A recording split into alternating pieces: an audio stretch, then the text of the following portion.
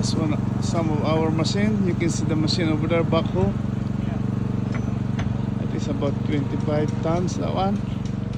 And this is our temporary stockyard at the moment here. Our site access, delivery access, that one there, gate. Site store, subcontractor or Red Parrot store, that one, RPL. So this is our walkway. We put some portable mat onto the ground just to cover the grass.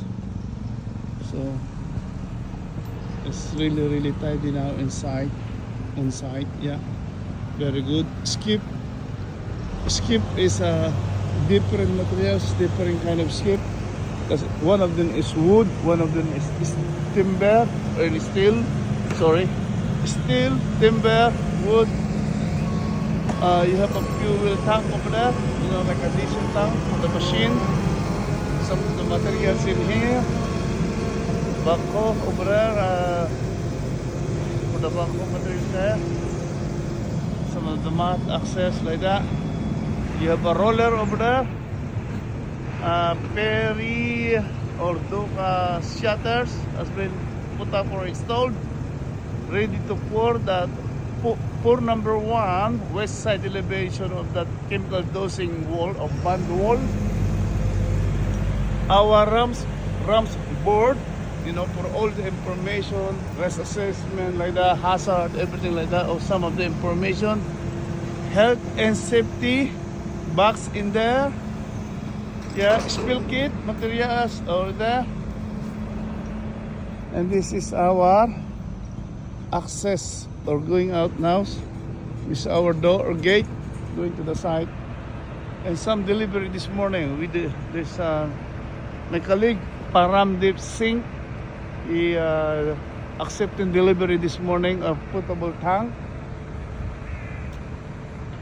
This one is escape for waste concrete materials, you know.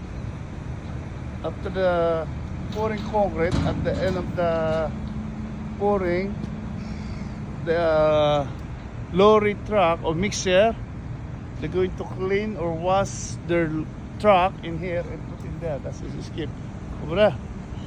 In this area, we have a wash booster tank going in here. Booster tank. Yeah, at the moment there is some hazardous material in here, like asbestos material found into the ground.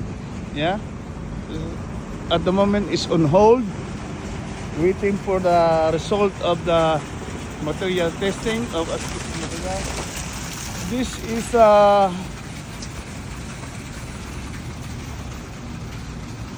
foundation for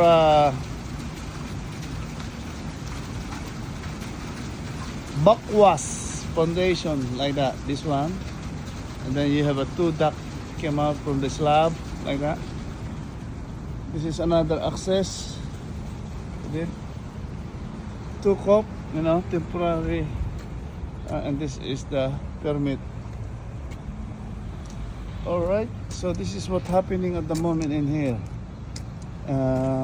Earthwood, Thames Water site, sewerage system.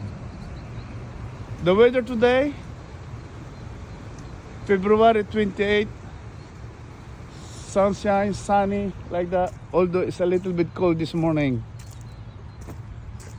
Thank you very much for watching. This is Boy London. Thank you. Bye bye now.